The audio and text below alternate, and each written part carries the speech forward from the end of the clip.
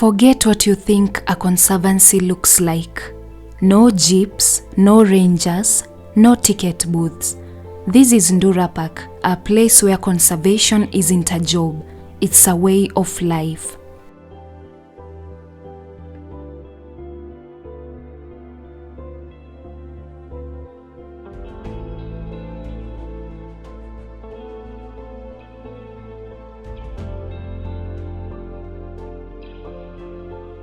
This is the world of Mr. Ndura, a passionate lecturer, a quiet guardian of nature, and a voice for the voiceless.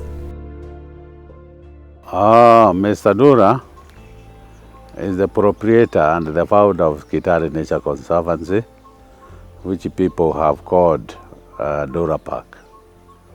So Durapak, Kitale Nature Conservancy, they are one and the same thing. I conceived this idea of starting a park where I would take care of nature many years back, because I had to start off by buying land. So the first struggle for phase one was to look for land which was ideal for a conservancy.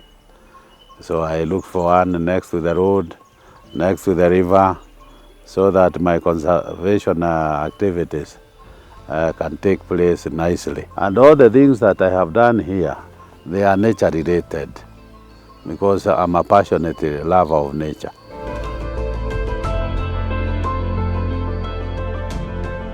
Across 300 acres of land, Mr. Ndura has built a sanctuary, a home for rare indigenous plants, wild animals, and domesticated animals with disabilities.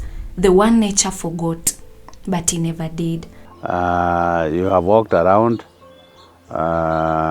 maybe, but you have only come across a tip of an iceberg, because the place is about 300 acres. The whole lot of it is under nature-related activities. There is nothing like maize growing or keeping of exotic animals. The animals you find here are to teach about nature. You have seen also I have a botanical garden where I'm taking care of our indigenous plants, because if we don't take care of them, then they are going to become extinct. And when they become extinct, they will go with the animals which used to depend on them. He remembers how this land once looked dry, bare, and forgotten. But with a deep desire to restore its soul, he turned it into a haven. We have plenty of medicinal plants. We have plants of concern, like those ones which are vulnerable. That is, their danger is looming in the distant horizon. So we are appealing to Kenyans that, well, as they have to plant those exotic plants for wood, because sometimes you claim that they are fast growing, but it's only that. You don't know we have our indigenous plants like myopsis, mini, and others, which are equally fast growing, and they help in the conservation of our wetlands. But these exotic plants, they are a danger to our wetlands, and this is why my appeal is that let's give a thought to our indigenous plants. In partnership with the Kenya Wildlife Service, the park thrives, not just as a sanctuary, but as a living classroom. The Conservancy is one of the most visited places or conservancies here, because here we have a number of them here. But this one seems to be the most visited because of the diversity of attractions. We have various attractions which are of great concern to our students. Like we have those genetically mutated animals there.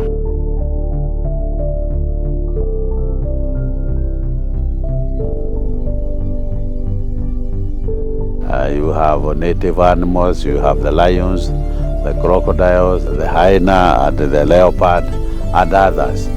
So those one really attract our students. There are also those who come to learn about genetics.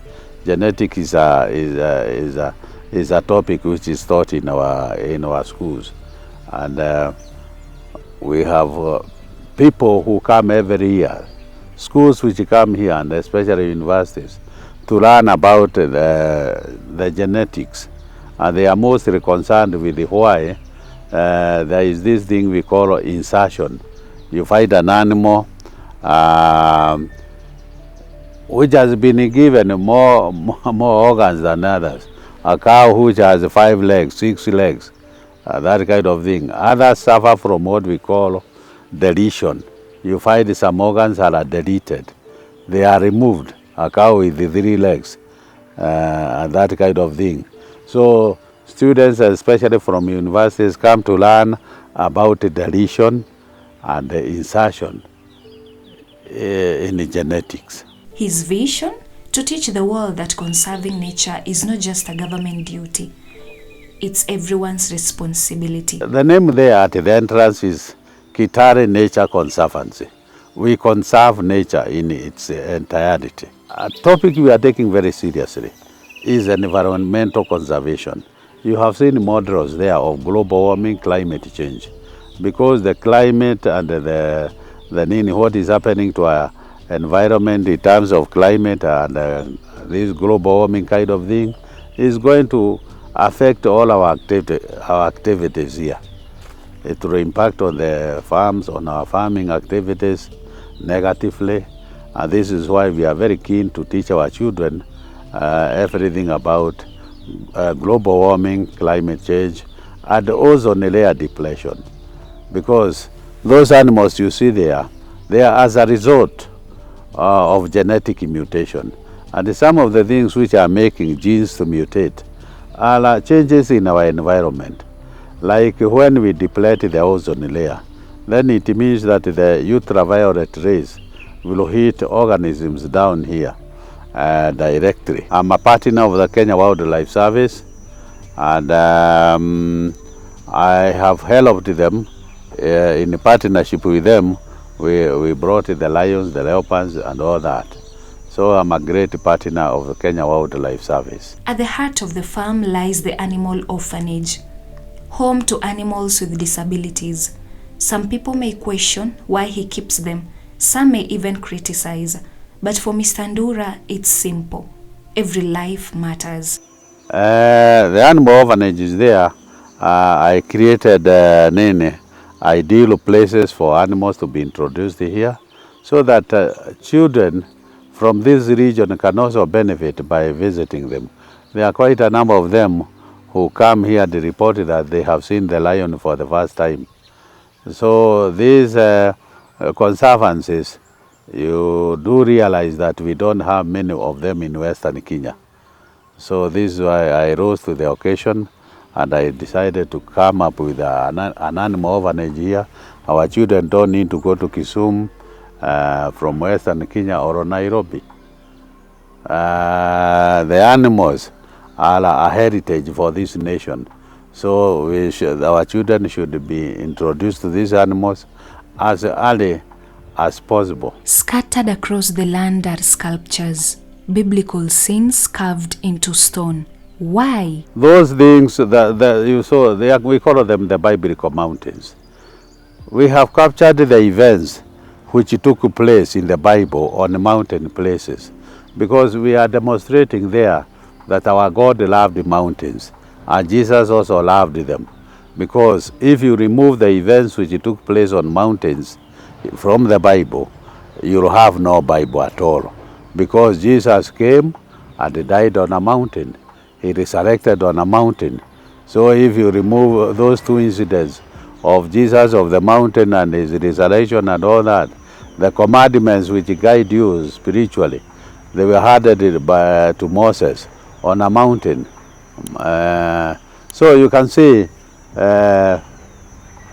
majority or some of the things which touch on our faith were enacted by God on mountains.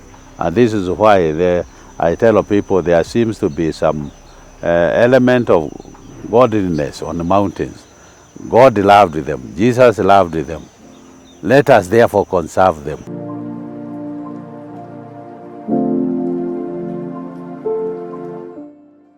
Here conservation is inseparate from spirituality.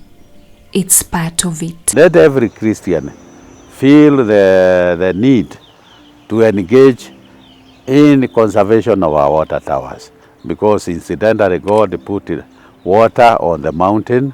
All the waters that we use come from high grounds, the mountains, the hills. And because mountains are the origin of water, and water is life. Therefore, it is as if God put life on the mountain tops. And this is why I'm telling our people, and especially those who are Christians, to come on board and help this nation be able to conserve our water towers. We have 5 main water towers. We have Mount Elgon, we have the Cherangani, we have Mount Kenya, we have the Abadeas, that kind of thing, 5 of them.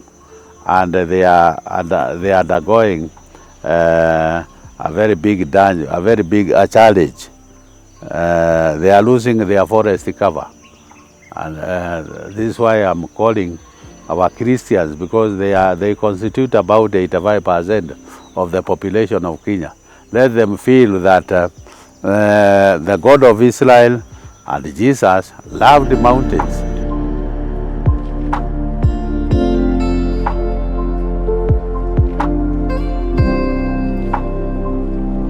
What we do here is conservation, and the conservation should not be left to our government.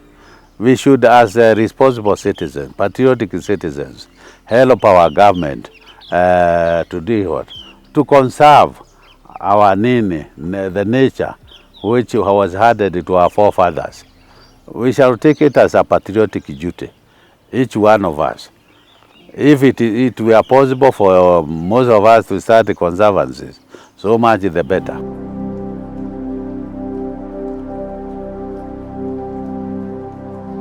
It's not always easy. It's emotional to witness not only the struggles, but also the resilience. A visit to Durapak will move you. It will make you see life and nature differently. I'm passionate about nature. And nature manifests itself in various forms. Like those animals are also part of nature. So when I was walking around the countryside, I came across those animals. And I decided to take care of them, because they are animals which were undergoing a lot of molestation by persons, by farmers. Because, you know, we are Africans, and Africans are superstitious people. Africans are very superstitious people. So when one is born here, then people come and ascribe so many reasons for the occurrence of this animal. Maybe somebody has sent this animal, maybe something it is portending some very serious matter which is going to happen to this family, isn't it? So all those superstitions make these animals suffer so much as a result of superstition. Yet they are just animals like the others, and they should be eaten just like the others, because they are, if it is a cow, a deformed cow, there is no difference between it and the normal cow. But the people fear they have hidden fears about these animals. These animals, I described them as delicate. They are not like the 4-legged animals. So these deformities make them suffer. And what I have been saying is that it's good for our scientists to come here. I've created a huge laboratory for them to come and to tell us exactly what is happening. Why are we having this kind of animals around us? Why are they occurring? Isn't it? They tell the world exactly what is happening, so that when we can use the animal laboratory to study and understand the whole phenomenon, so that before it crosses over to human beings, we intervene.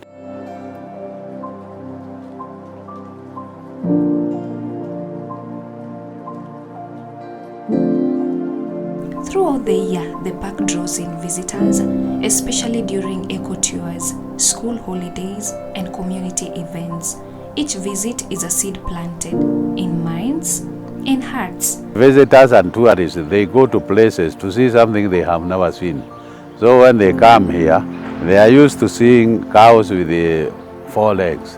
When they come and they see one with the 5 legs, they will go and talk about it in the evening, and they will be very happy.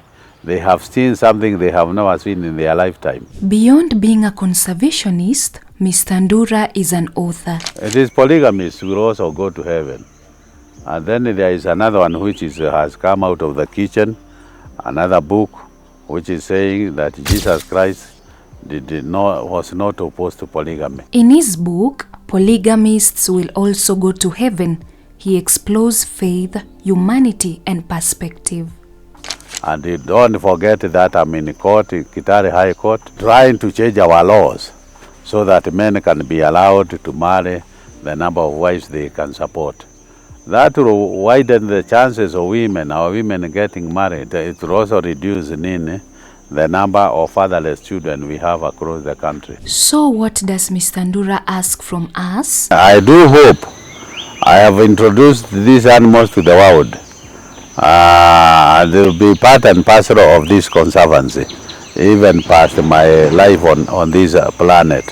Even when I am gone, those who will inherit the conservancy, they will carry on with the animals. And I think one day scientists will come here, they pitch camp here, and they learn and tell us why these animals are occurring. Because this isn't just a story, it's an invitation for all of us.